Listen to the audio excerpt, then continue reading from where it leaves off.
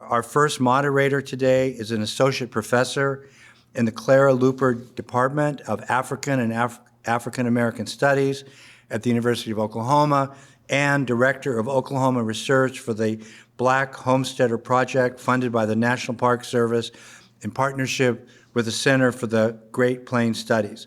Please welcome the moderator for the first panel in the Lit Fest, Dr. Kalinda Eaton.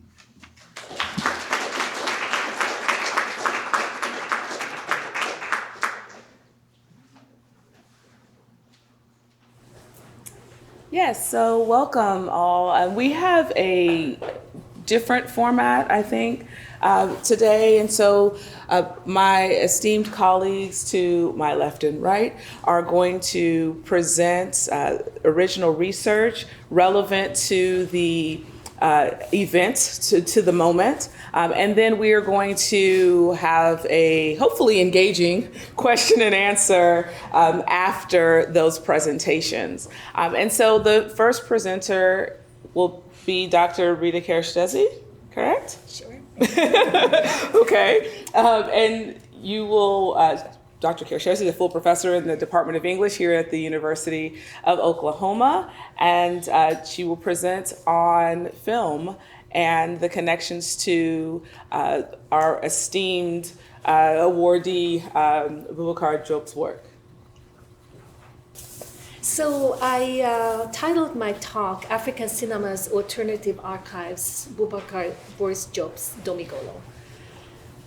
First, I will talk kind of briefly about what I mean by alternative archives, and then we'll talk about Boris Diop's novel Domigolo, which I just finished reading, and I got a little carried away, and that part became the longest part of my talk, which actually probably won't be able to finish, but you'll get some ideas.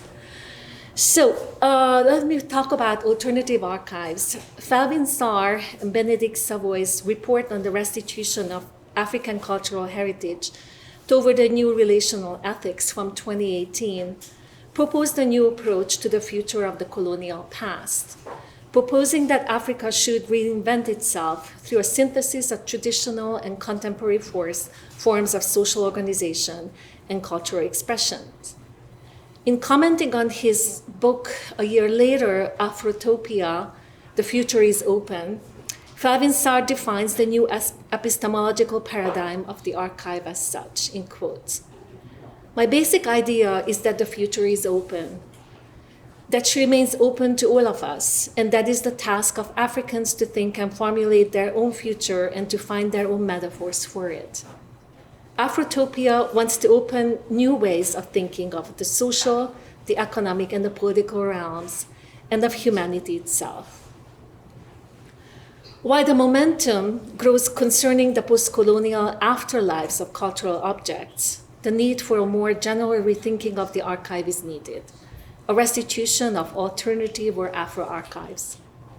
The Nairobi-based cultural critic Patrick Gothara argues that, in quotes, the path to colonial reckoning is through archives, not museums, such as through the creative archives of fiction, film, and music. I will have a little rundown of some of the artists I feel create kind of an archive. These are artists I also teach in my courses. The first one is Ousmane Sembène. He's often called the father of African cinema, and he noted the importance of visual storytelling, in quotes. I think cinema is needed throughout Africa because we are lagging behind in the knowledge of our own history. Sembène used fiction and film to correct the omissions of colonial archives. For example, he wrote a screenplay on Samori Touré, or he addressed the French treatment of African soldiers in World War II in the film Comme des Kieroué. His film Mandabi was the first film in an African language, its wall of dialogue subtitled into French. You see a list of his films. In my talk about the novel Domigolo, I mentioned several of these films: Borom Saret, Nyai, Mandabi, Amitai, Chedo, Gulvar, and Fatkini.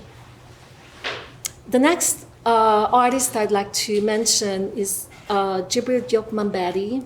He belongs to the next generation of filmmakers.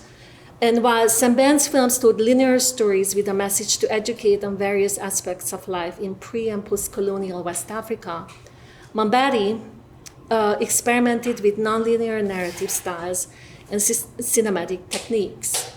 His films explore cultural hybridity, the blending of elements from pre-colonial Africa and Western cultural influences. I reference his film Body Boy from 1970 and also Le Franc and The Little Girl Who Saw the Sun. The last filmmaker I'm referencing here is Jean-Pierre Bekolo of Cameroon, who is engaged in various media and genres and is credited with directing the first science fiction film in Africa, Les Saignants. He has also directed documentary films that combat colonial historical accounts. And I have, I think, his several lists of his films. And so there's Les Saignants, which is titled or translated into Those Who Bleed. That's his science fiction film. He also has a mockumentary, Le Président, which actually is banned in Cameroon at the point. Bekolo's films often use allegorical representations to comment on Cameroonian politics. He employs the power of art to reimagine life in Africa, threatened by both external powers and internal corruption. In quotes, "I am a filmmaker. In thinking about the future, I wonder if cinema can redefine Africa's future beyond the development perspectives of NGOs. Can cinema imagine our utopias and dystopias? And can it be the design lab for Africa's reinvention? Resilience is something all Africans strive for. In achieving this, can Africa overcome death?" This was actually in an article titled Haunted by the Future in a collection on African futures. Through his films and public advocacy, Bekolo offers alternative futures to dictatorial and neoliberal models. His films explore existential possibilities for human as opposed to naked life, where the state's role should be to protect life, in quotes. This is also from Bekolo. Africans need a Leviathan, a state where an African can give mandate to a representative to represent him in the sense that his life is not threatened, and if needs be, revoke that mandate if he feels that his life is in danger. One may think that this utopian state doesn't exist, but it has been named, visualized, sung, and written about so many times by artists, writers, and political leaders in various medium. Bekolo calls post-independence the birth of dystopia, with imagined alternatives elsewhere. In quotes, "All these incapacities have produced a new utopia in the mind of some Africans, the white man's country." For Bekolo, cinema offers another utopia, what he calls the art of living, defined by narratives of imagination that, in quotes, will command us to change our lives. For Bekolo, visual stories are transformative. And again, in quotes, "African cinema, our cinema, is capable of organizing a necessary reset and is capable of being a leader in the reinvention of another way of living, of leading us to a utopia where we have exited capitalism." Now I'm gonna pivot to a musician, Didier Awadi, who's a Senegalese hip-hop artist. He also makes films and to create alternative archives. Awadi dedicates his hip-hop album, African Presidents from 2010, to Africa's founding fathers and influential thinkers from the diaspora. The project is an oral archive of famous speeches sampled in song. Awadi comments and quotes, "What we are trying to do as musicians and not historians is rewrite the past." He describes his songs as, in quotes, "the pieces of the puzzle that is African history. Africa is like a plane that crashed, and we have just retrieved the black box containing all the information about the flight." The album references such figures as the assassinated president of Burkina Faso, Thomas Sankara, Kwame Nkrumah of Ghana, who advocated for a united Africa, or such diasporic figures as Frantz Fanon and Malcolm X. He also produced a documentary about the making of the hip-hop album as a form of visual archive. The film is titled United States of Africa Beyond Hip-Hop.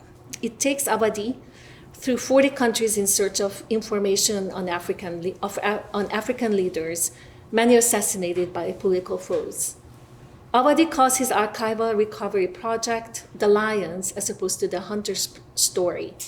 His film, The Lion's Point of View from 2011, pieces together the stories of African youth's clandestine migration to Europe.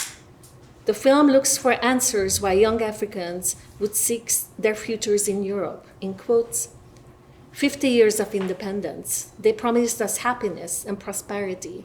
Nowadays, young Africans climb into simple wooden boats. They cross the desert and the sea toward El Dorado. Which leads me to Boubacar Boris Diop's Domigolo. The subtitle of the book is The Hidden Notebooks, and the topics I mentioned so far I feel all appear in the novel.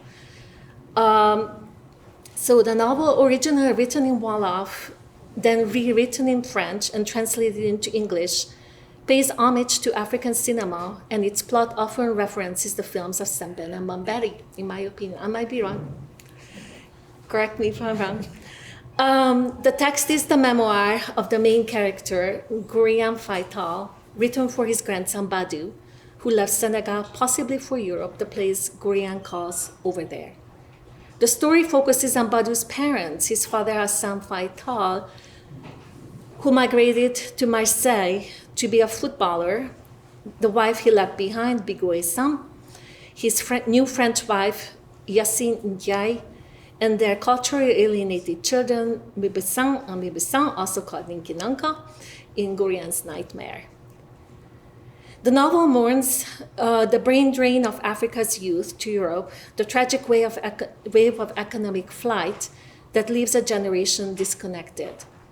The title of the book, Domigolo, translates from Wolof as The Children of the Monkey, which references both the original meaning for Golo, the sly and greedy trickster figure of the monkey, but also the racist epitaph for Africans in Europe. The title refers to Assantal's French African wife, Yacine Ndiaye, and their children born in Marseille, their total cultural alienation from their home and familial roots. Their disconnection makes them unrecognizable as human to their family in Senegal, thereby flipping the epithet for whites or tubabs by Africans. The novel is a tale of warning about losing connection to place, family, ancestry, language, and culture. The disjointed narrative traverses several hundred years of history, from the founding of the Wolof Empire, the secession of Kajoor, French colonization, then independence, through the present. Gourian Fai's story moves back and forth between the present, the recent and distant paths, where time folds onto itself and generations connect. Diop punctuates the nonlinear narrative with pre-colonial Wolof Najai's proverbs, such as, "Even if you are dying of thirst, never drink water from the sewers. The day will come when rain will fall in abundance from the sky, and then you won't be proud of yourself." The novel also tells an alternative history of African revolutionaries, many assassinated by European or local foes. In quotes, Cheikh Anta Diop, Amilcar Cabral, Mongo Berry, Samori Touré, Thomas Sankara, Lumumba. You know all those names. Each one of them was a man of defiance in his own right, and for that reason alone, the white colonizer killed them or at least reduced them to silence. Diop pays homage to the heroes of African political and cultural independence. We get another quote from the novel. I know, you are telling yourselves that all he had to do was to keep his mouth shut, Lumumba, since this is what happens to a black man who oversteps the mark. You are spitting your venom. He was just playing the hero, you think. Too bad for him. That's what happens when an egg bashes its head against an iron door. That is how Wolof Najai puts it. End of quote. The killing of Patrice Lumumba twice, once by bullets, then by pieces of his body, in quotes, dropped into barrel of sulfuric acid, is described in emotional detail. Only two of Lumumba's teeth remained, as they were kept as souvenirs by the attending Belgian police commissioner. Thus memories, souvenir objects, the absent bodies standing for the missing archive. The story of Lumumba's assassination is retold in Didi Abadi's film, United States of Africa Beyond Hip Hop, which follows the album African Presidents. So Diop's fiction, Abadi's film and music memorialize Lumumba powerfully against the material souvenirs and his absent body. The texts, fiction, film, and music create multimodal Afro-archives to correct colonial erasures. The author of the book, The African Origin of Civilization from 1974 by Cheikh Anta Diop, makes several appearances in the novel as a model of Africanity, African dignity and honesty in political leadership. Quote from the book. Cheikh Anta Diop, on the other hand, has always walked a path that was completely straight. His supporters found it hard at times to live with that degree of moral rectitude, and that's when he used to say to them, "There's never a valid reason to lie to those who have put their trust in you. The truth may hurt them or even plunge them into despair, but at the end of the day, it makes us stronger." End of quote. Cheikh Anta Diop often reaches legendary proportions in the novel. His words echo Wolof Najai's proverbs. The mythical character of Ali Kaboy, who takes over as narrator after Gurian Fai's death, recalls the post-colonial heroism of young men in an imagined conversation with Badu, the grandson. In quotes, "I'm still shaken by it. I encountered a group of proud and joyful young men who had their hair braided in traditional style and were wearing long beaded necklaces and copper bracelets. Everything about them radiated vigor. And I, Ali Kaboy, stared at them in amazement, since the gestures and the gaze of each of them said to me, 'I am African, I am Black, and no matter what anybody might say, that's the most marvelous thing in the world.' Yes, it was Cheikh Anta Diop who taught us to look at ourselves in the mirror without shame." The novel ponders the tragic consequences of colonial shame. In quotes, "Being ashamed of oneself can have extreme tragic consequences. This is a lesson Gurian learns when he travels to the assumed village of his ancestor, Mam Ngor." The chapter references Semben's film Chedo, which means the outsiders who are non-Muslims, from 1976. The film was banned in Senegal, and copies are still difficult to find. The film focuses on the conflict between traditional ways of life and the encroachment of Islam, Christianity, and European colonialism. The story addresses the question of lineage, who should succeed the king. It concludes with a dramatic scene where the victorious imam who forcefully converted the Chedo to Islam is killed by Dior Yassin, the princess, the king's daughter, with a rifle traded for slaves. The final close-up freezes on Dior Yassin and ends abruptly. In an interview, Semben explains, "Often in Africa, it's only the men who speak, but one forgets the role, interest of women. I think the princess is the incarnation of modern Africa. There can be no development in Africa if women are left out of the account." And I think I will stop here. It keeps going, but I'm going to stop here. Thank you so much. Thank you.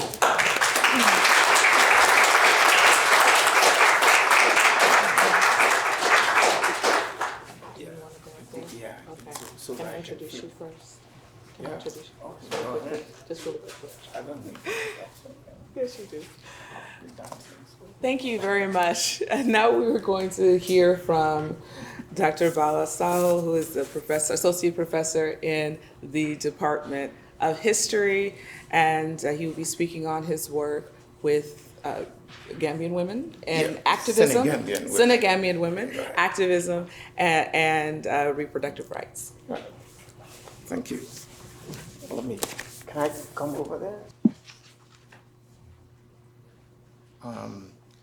I'll speak very short But I thought since my elder is coming from Senegal, it will be good to present something on the Senegambia so that he can also be directly part of the discussion. So my presentation today relates to an ongoing research that I'm doing about women and activism. So I want to play maybe just for 1 minute or 2 minutes about how do I go, just to see how these women are, here? Yeah. Okay. Well, they're speaking Mandinka, but just for you guys to see the kinds of things I do and what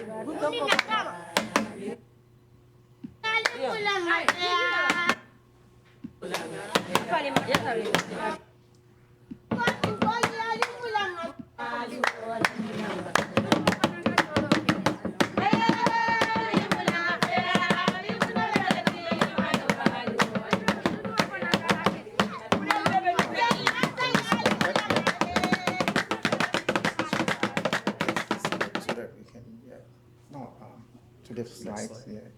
Okay. All right.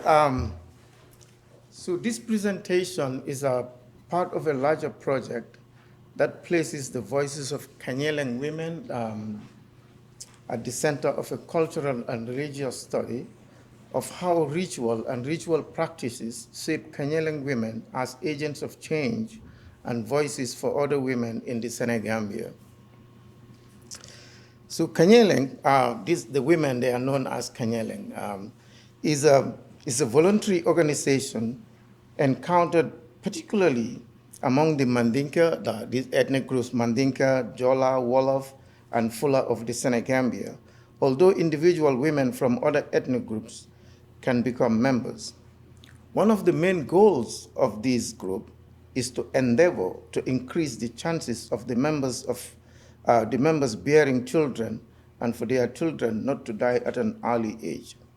This is accomplished by allowing the women to undergo Kanyelang ritual. So these are once they get ritualized, then they get a new dress and a new name, and the dresses looks like that. So you can see all of the beads and cowrie shells and everything else, even buttons. They just invent, special dresses for themselves, which makes them very special, right? Next one is here. Here is just because there is not much written about these women, there is not much in the archives about these women. So what I do is for a few years now, try to do oral history, either group interviews or individual interviews with these women all around the Gambia and also parts of Senegal, which is in the Casamance region. And here is one of my favorite interviewees. I really love this woman, but very great. I don't know. She looks like my mom, so I feel like, oh, gosh. So in this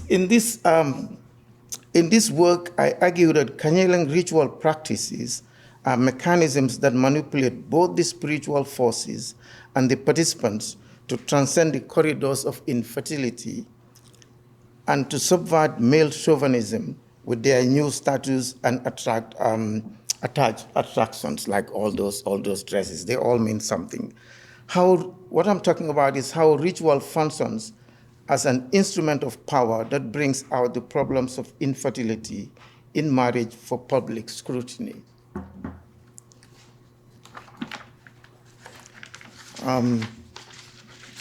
Let's go to the sort of other one. Although the primary raison d'etre of Kanyelengia is to help infertile women become fertile and achieve motherhood, it also increases the visibility and power of these women due to changing norms for community members. Gradually, Kanyelang rituals translate to strengthening social solidarity and bolstering the self-image of participants, fostering support and encouraging them to form alliances wherein they can together contest the problems of marginalization and dishonor. The rituals achieve the purpose of redefinition because of the objectionable attitudes that have characterized relationships between the Kanyelang and some members of the Senegambian public. Through rituals, Allah, God, the Almighty's blessings are sought to facilitate the transition from infertility to fertility. Fundamentally, in this process of self-making, the woman is granted the right to be herself in attaining the status of womanhood and to become independent. In other words, the ritual act enables the women to earn spiritual leadership status in society as their powers in healing babies and midwifery is constantly sought after. So I can talk about more about sort of all the dresses and the sticks and all these things, what they mean for these women. Most importantly, what these Kanyelang rituals do is to allow us to reimagine religious relationships where the locking presence of physical and spiritual power interacts, centering African traditional religion in the daily survival of Kanyelang women. More so, the spiritual and religious occurrences of the women's rituals make the ritual impermeable and everlasting, thereby ensuring the woman a permanent face and voice in society. Meaning that what happens if you get ritualized afterwards? Because some rituals are different, but in this particular once the woman is ritualized, all throughout her life, she will remain really powerful in the community. So the ritual is permanent. It doesn't go away, so to speak. Here I'm talking about how spirituality, the visible powers are engaged with, for example, pregnancy, birth, maternity, and motherhood, and its effects on women's life, especially these particular women. The act of joining the association and relating to each other strengthens participants' confidence, giving them a renewed sense of self-love and self-belief to mitigate the negative attitudes directed toward them and their association. Being part of the association leads to a bond of sisterhood and lessens the tension of being childless, thereby making it possible for members in some instances to conceive. The association gives these women a sense of agency by enabling them to question and challenge society and aspects of their religious faith. The act of women questioning can also make men feel embarrassed, having an overall positive impact on male-female relationship in society.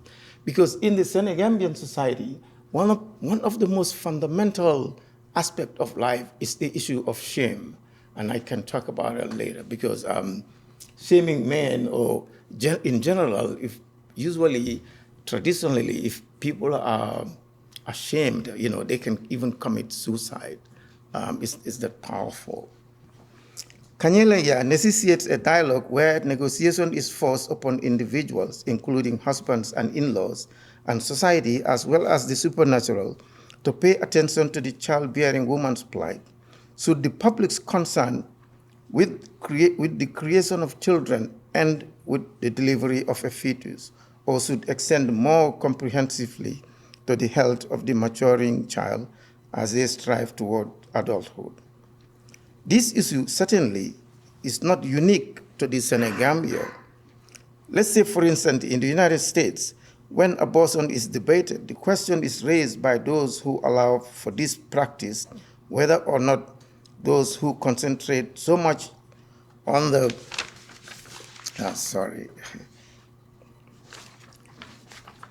my papers are back and forth, so it's, So the development of a single fetus ought not extend their concern to the health and well-being of the child as they grow to maturity. Given these points, Kanyelaya offers an opportunity to perceive the conflict between certain traditions and modernity in specific ways, to understand the dynamic relationships in and within the household and the larger society. In other words, Kanyelaya can demonstrate the conflict not only within the larger Senegambian society, but also in most African societies, especially in the area of marriage and motherhood. Although women are supposed to behave in certain traditional ways, the same traditions uphold the notions of family profoundly shaped by the importance of biological reproduction and the fertility of women. It is also safe to note that Kanyelang women are aware of the trappings of patriarchy and are not naive about the socio-cultural and religious implications of male-female relationships and marriages in their various communities. Sometimes they would sing this kind of songs to really make sure they, I'll be going back and forth, but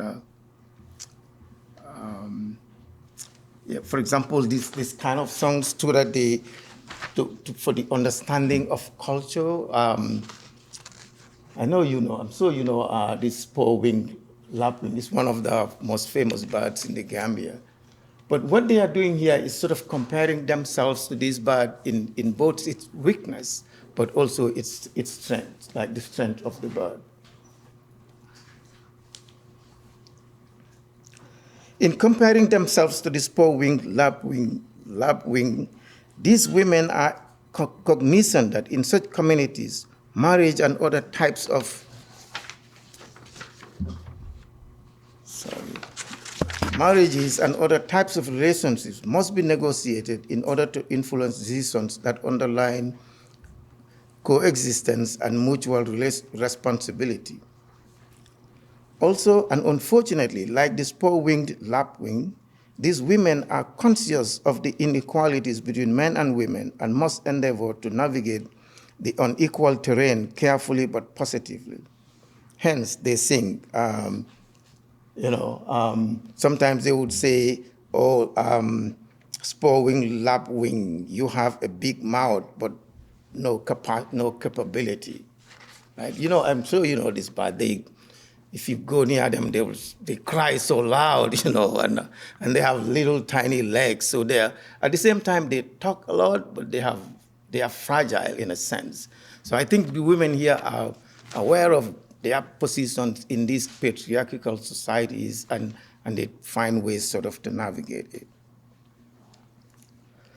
Because of the persistent cultural norms, it is important for the women to understand the kinds of decisions they make in the process of empowering themselves and making their own choices. One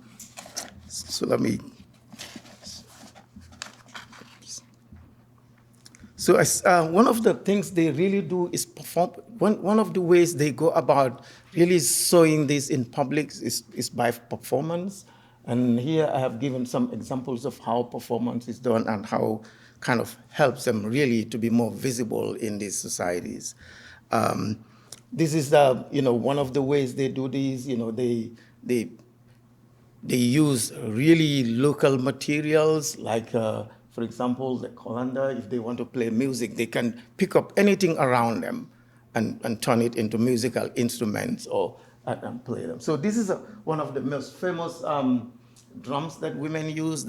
It's called, this is the water drum, right? You just put water in a container and take a calabash and invert it, and then one of the most famous instruments.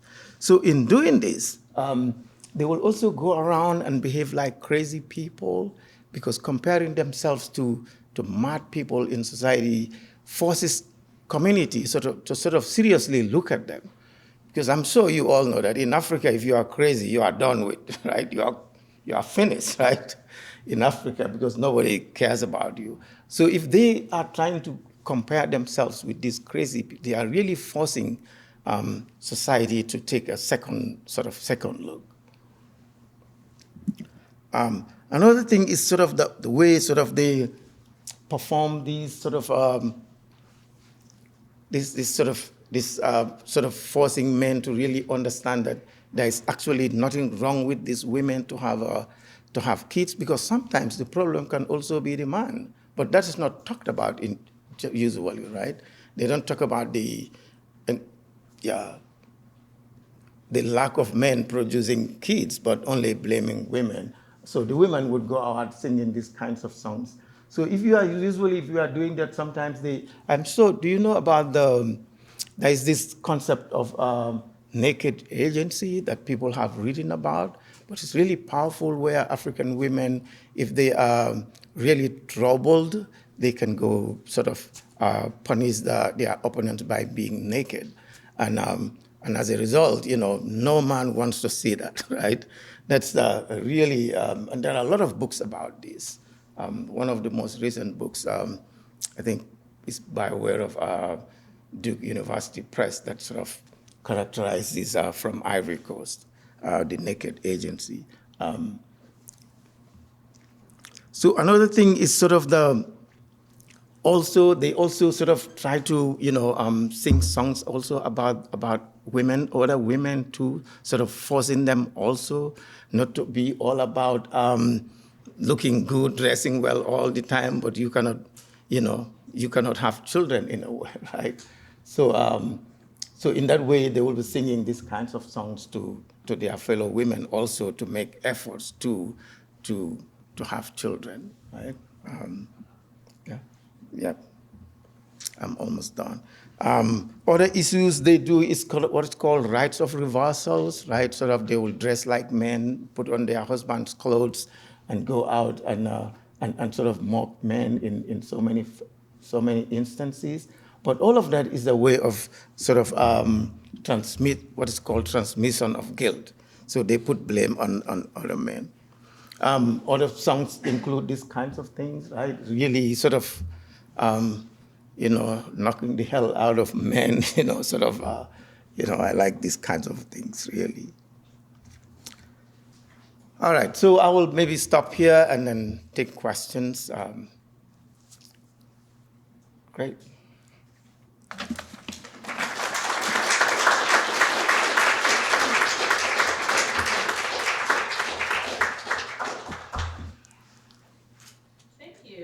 We're going to probably have a conversation first, and then we'll do the question and answer after.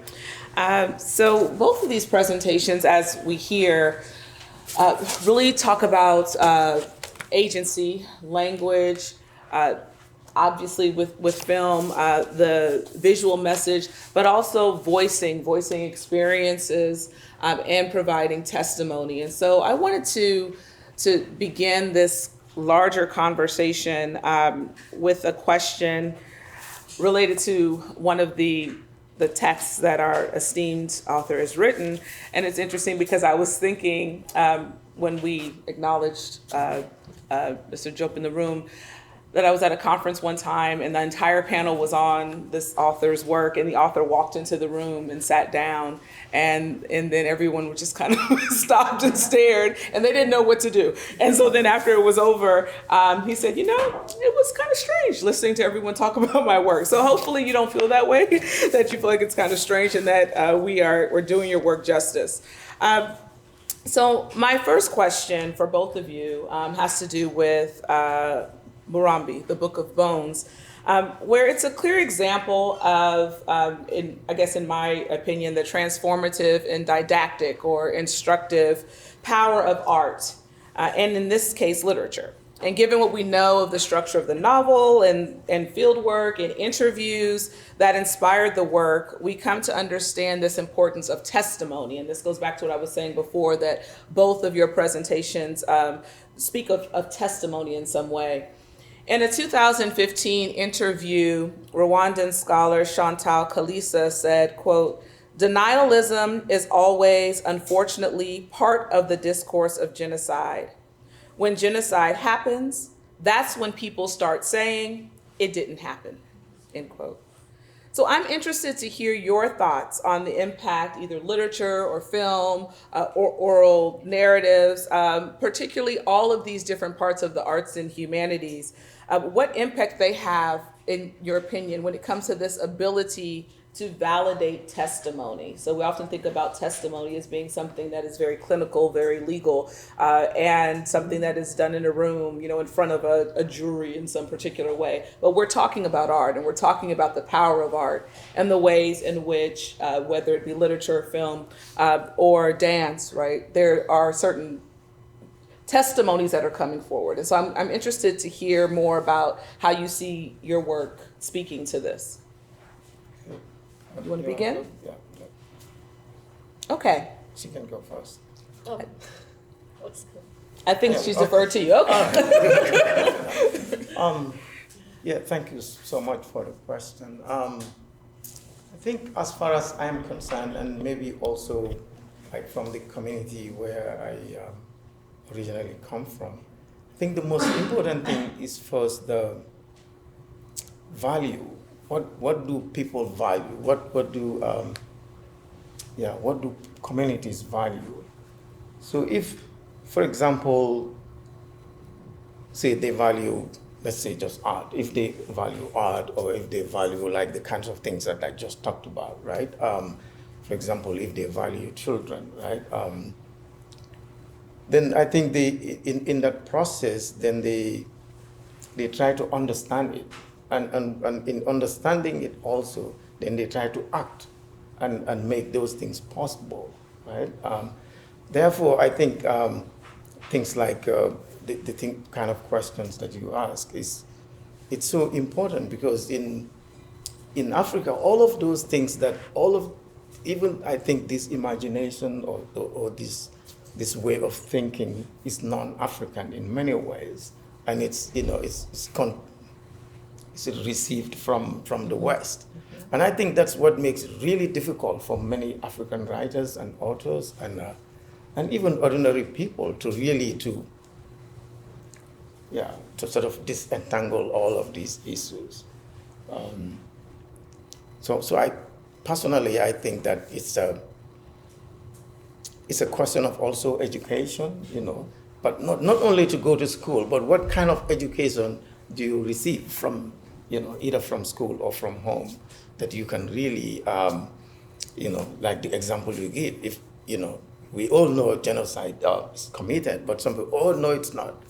Or what is happening today all around Africa, right? People will see, the corruption, all of these things, the wars that's going on. And many people will go ahead and support this, with all their might. They will do everything. But if you look at it carefully, we all know that, one is falsehood, and one is truth, and one is plain, and one is not.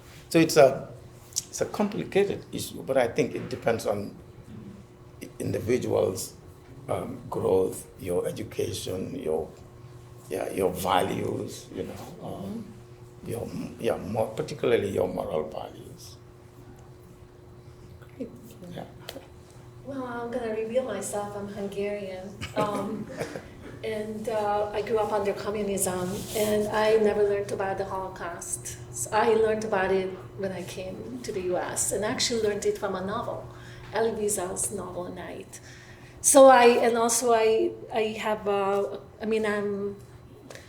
I do is who I am. I believe in the power of literature and creative art. And And so I feel like the story telling the Holocaust, which was really absent in my history books, I left in '85. And so I feel like the power of story is how we learn compassion. And of course, the Rwanda genocide was sort of, it was so horrific in a way that how do you talk about something that's so horrific? And of course, we had the film, and we had the other film.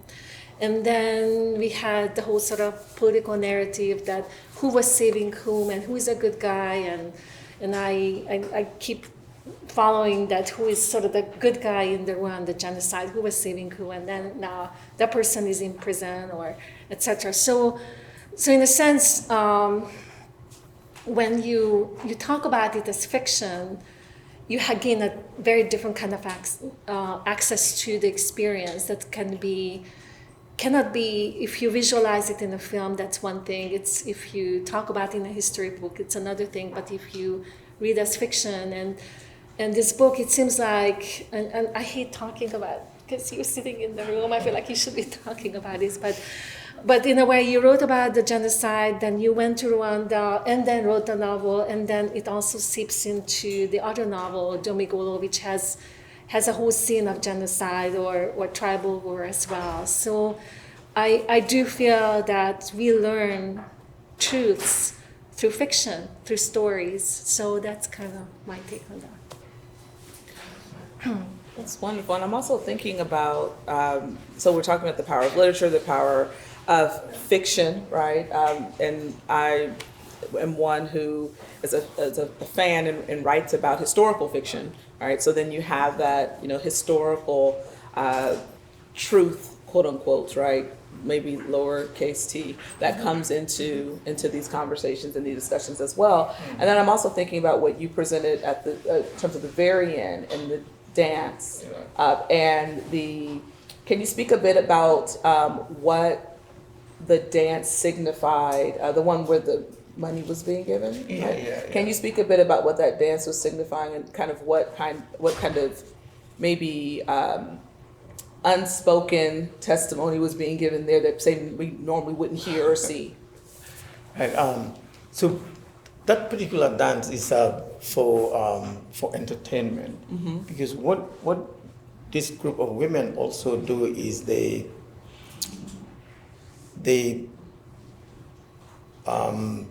entertain people, but they also in various ways. For example, whether it's marriage or naming ceremonies, because they themselves, people believe that they themselves, whenever they come to your occasion and dance there or pray for you, usually that prayer is very effective, because of the rituals that they underwent or undergo. So that particular one was a marriage ceremony. One of the kids was getting. So we just chanced on when we went for the interview. We chanced on this activity already. So they saw that as part of what they were doing. But typically, they come together. They form work organizations because they don't have kids. Therefore, this organization they will work on your farm today, then the next day they will come to mine. So at the end of the day, they empower themselves also. So at the end of season, usually they even produce more than even married women because they have this power behind them, right? But the ritual, all like the woman who was dancing is the leader of the association. And this leader must also be very knowledgeable in the Quran, but also in the environment, like must know the trees, must know the leaves, so that they can form these combinations, which are really, I don't know how they work that out. But for example, knowing that if they take this particular leaf, they can use this particular version from the Quran and mix them for certain, to solve certain issues. Does it make sense? Yes, like a poetry. Like a poetry. It's kind of, an art too, Right. Poetry, but an art. Right. Yeah. Wonderful. I want to switch gears a little bit Yeah. to talk about language. So also returning back to Boubacar Diop's work, like Ngugi wa Thiong'o and others who have actively pushed back against what has been deemed this privileging of Western language, Diop is in the business of decolonizing literature. He writes in part, and this is obviously in English, in an English translation, in their search for literary legitimacy, African authors writing in French or English often focus on themes that are likely to appeal to Western readers. And this also makes them write in a certain way. The truth is, it is the Western idea of Africa that is more frequently taught on the continent and beyond than Africa itself. So if we think about, for example, Thiong'o's Decolonizing the Mind, which was published nearly 40 years ago, we see with Diop's most recent observations that this difficulty still remains. Of course. What are your thoughts about these statements about language and decolonization in the present day? And how are they, or do you see that any of them kind of relevant to the work that you do or your knowledge of contemporary West African context? Yeah, in fact, that's a good question though, because Ngugi just went back to this. Ngugi went back to this topic like a week ago or 2 weeks ago. You know, sort of really questioning whether Africans should write really in foreign languages. You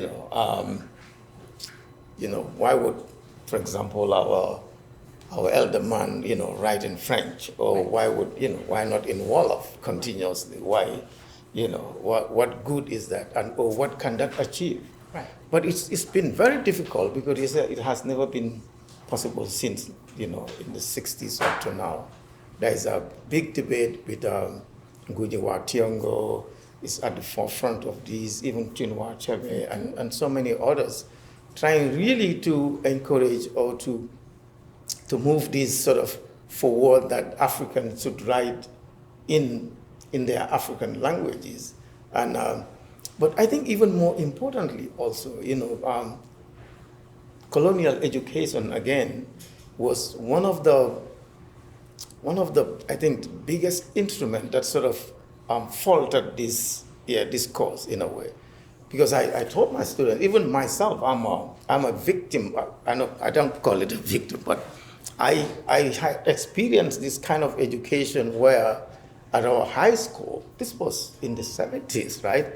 Where if you are caught speaking your mother tongue, right, they would put a horn, something, you used to call it symbol.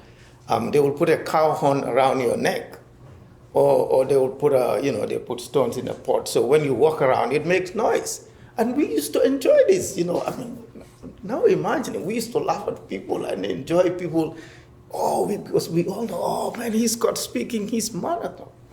But now, having lived in the United States, I'm like, gosh, man, God damn it, that's it. I mean, you know, does it make sense? You know what I'm trying to say? Right, So, you're right. So even, of course, it's good to speak English. I mean, because it's the modern world. But I think with this same yardstick, I think Ngugi is right that we should also be able to write our own languages and speak them and develop them, because other countries have done it. So why not Africa? You know, if people have done it, you know, I've lived and studied in Finland. They speak Finnish, and there is no country better than Finland nowadays, right? I mean, Right. I mean, in Diop writes in Wolof, right? And Yeah, it's translated to exactly, French yeah. and it's translated right into English and what have you. So. Exactly. I mean, he Right. writes in And- Wolof, yeah. I mean, why And just not? like your Finnish writers that you're speaking of, they Right. write in Finnish Yep. and it's translated eventually.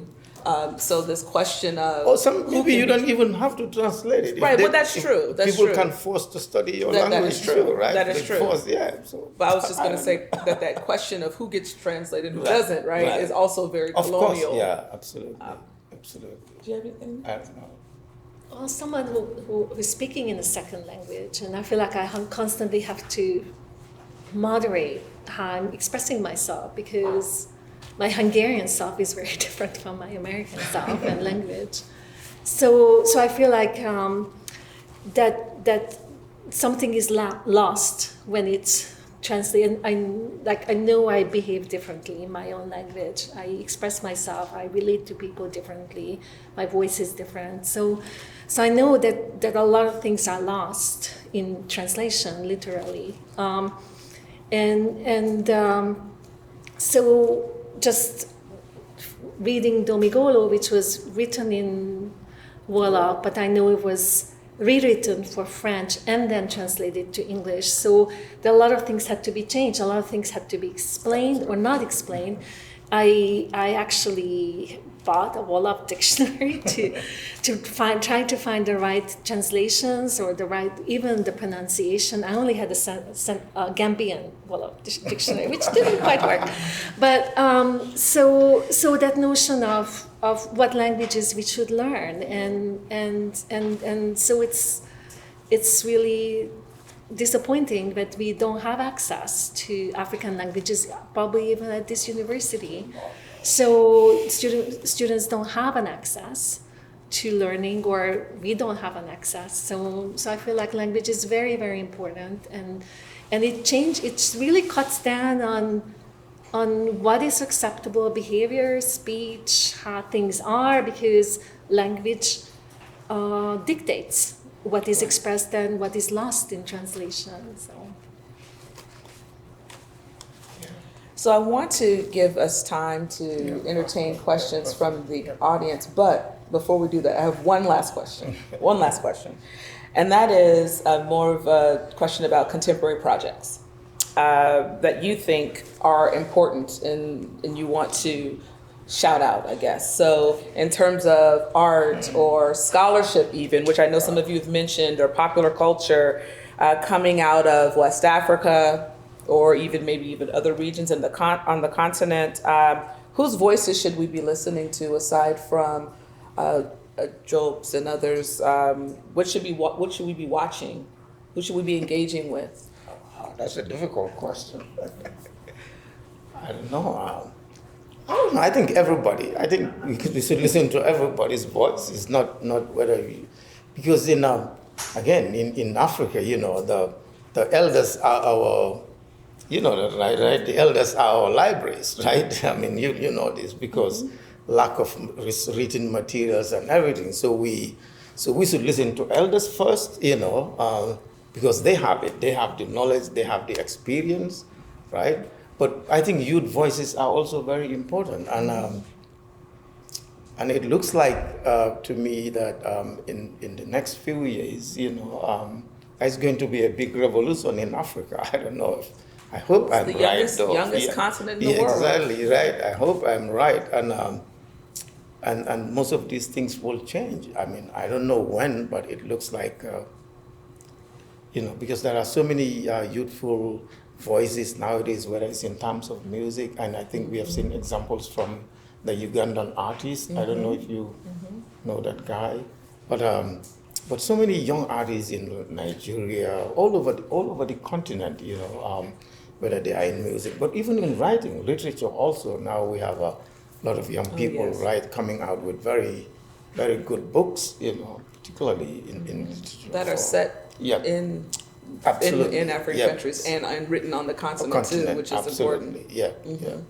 So there are so much effort, but even in terms of academics, I think U.S. alone, U.S. has thousands and thousands or hundreds of thousands of African graduates here, So hopefully someday all of them would, even if they don't go back, but will make some impact on the continent and to change things. I don't know. Great, thank you. You have any thoughts? I listen to music, lots of music. But there's always the issue of access, hard to find, and I'm in book club. I just had a fight with my book club members because we were reading a book which is on the Booker list. It's called Lucia and the Sea. But there's another book on that list by Novaya Bulovayo, Glory. And I was trying to tell them maybe you should read that, and I felt so much resistance. But so one is in a way one is access, like, because I teach films, I buy sometimes films in airports, or I don't know, I just ordered a totally clandestine DVD. I don't know where it came from, because to get a copy of Chedo, it came from so-called the DVD lady, and I don't think it was legal. but the whole issue of access to, like how do you even know about books? How do you, pop music is easier, and Nigerians are completely killing that field. But for example, sort of trying to find, like, there's a book list called Brittle Paper out of Wisconsin, and which comes up with a list of leaders' books. And so it takes a lot of effort, but it really shouldn't, to have access to what's coming out of the continent. Right? I'm encouraged by all the African futurist novels and films and everything as well. Okay, so let's open this up for Q&A. Questions about any aspect, whether it be this discussion that we're having here or the presentations that you saw earlier. Could I ask one thing? If you want to ask a question, please come over here so you can speak into this mic. Oh, okay. I'm scared now. Anyone who had a We've question? got somebody. Oh, we do have someone who's a taker.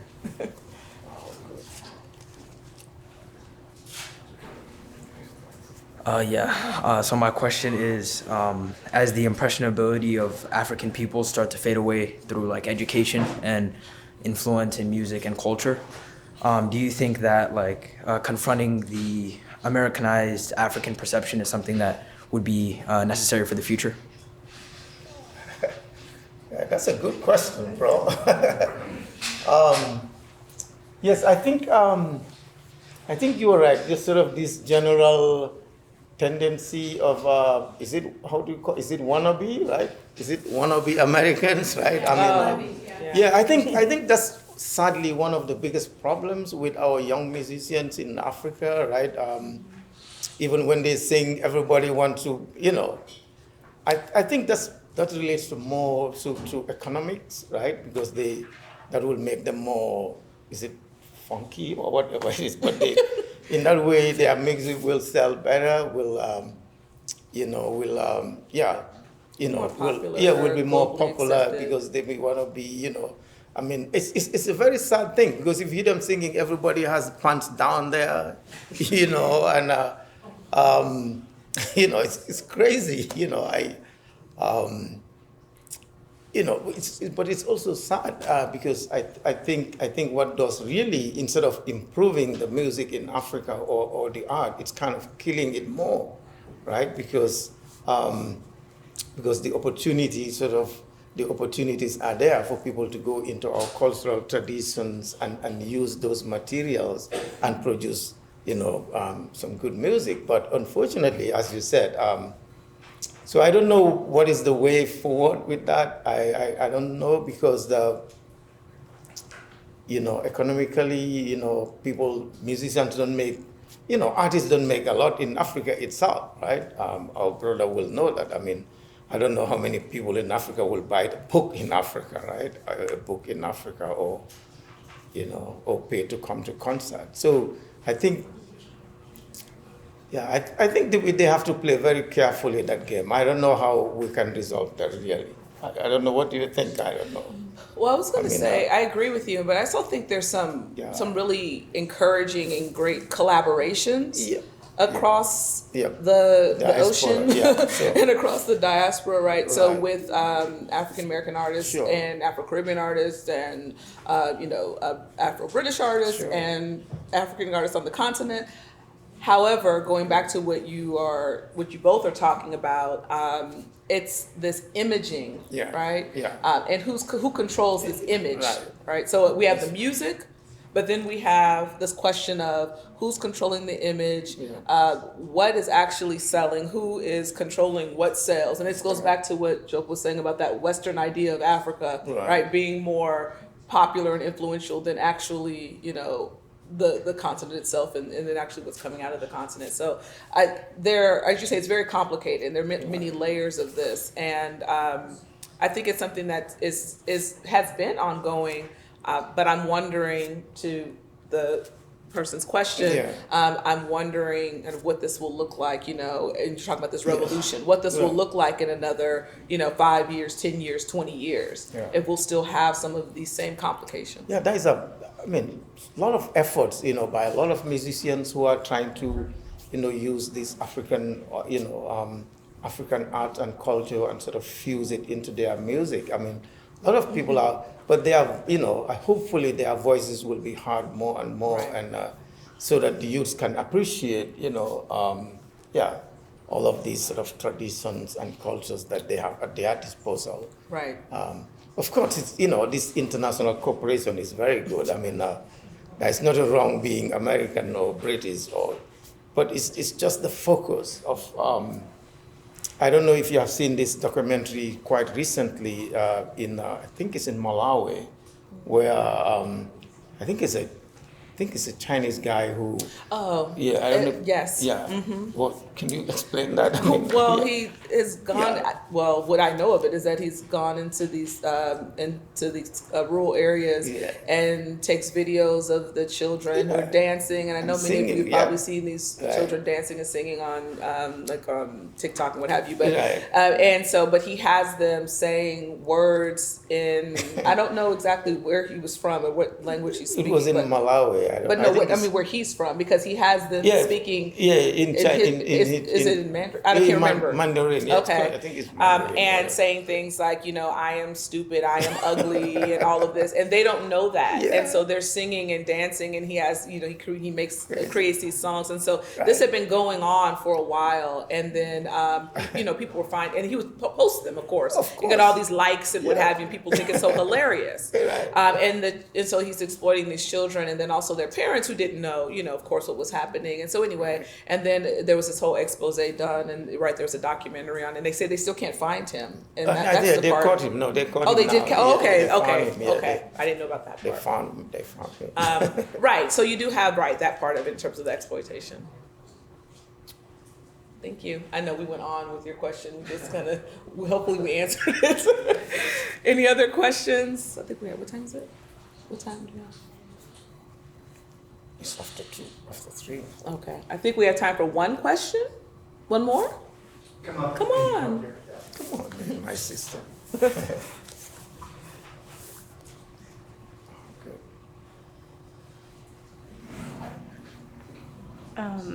You were talking about how music and art is a form of testimony. So would you consider the oral and verbal culture of Senegambia a historical testimony to the perseverance of culture, even within African society and through colonialism? Yeah.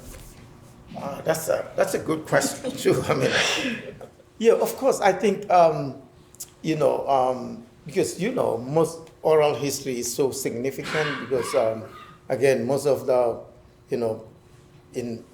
people in Africa, they maybe cannot read or write. So I think oral testimonies are really important, and I think that there is even a greater need sort of to go and collect these and preserve these for posterity. In fact, that's my life. That's what I've been doing all my life. I've been a cultural practitioner myself, and all my life I have always worked in an archive setting, but mostly go about collecting oral histories and preserving them, and create of course it's government agency, but sort of preserve people's oral histories. And I think there's a need for that throughout the continent, because usually the governments, unfortunately, don't put too much value on this, even in Africa itself. So there is a need for this, even whether at individual level or I don't know, or somebody has to find money somewhere and do this. I know that there are, for example, the British Library and is doing a lot of work towards this. But there are people working hard to do this, but it's not enough. You are very right. There is need for that on the continent. I don't know how to express that more, but and it is important because that's the only way some of us can express ourselves better. You know, as you see, I'm struggling to speak English, but if you want me to speak my language, I'll be jumping on my head. You know, right? I just have a little anecdote. I think most West African countries have a French cultural center or the Goethe Institute or the Chinese version. Yeah. So Confucius. in Ouagadougou, the French Cultural Center, which was supposedly dedicated to French culture, but it was really hijacked by local culture. So if you wanted to hear really good djembe or really good local musicians who had no recordings, every Friday, the cafe concerts, local musicians took over the French Cultural Center, and that was the place to listen. I don't know what's not going on now, because like all these coups, Yeah, but they still have them going on the French cultural centers. Yeah. They still, in many French colonies or English colonies, they have them all over. People often considered them, I mean, I think your anecdote is interesting because people often considered them as kind of like little mini forms of colonizing, the community. Yeah. But what you're talking about is this takeover, this reclamation, right? Yeah, but unfortunately, though, they support also a lot. They support all these musicians and, and writers. And whether it is for furthering the colonial project, I don't know. But right, no, I was saying that's what they were do, accused of. They Yeah, had been accused sure. of, but it seems like there's also a middle ground there. Sure, Yeah. sure. Well, thank you all for coming out so much, and thank you both to Professor Saho and Professor Keresztesi for your wonderful presentations. And we have more festival to go, so thank you.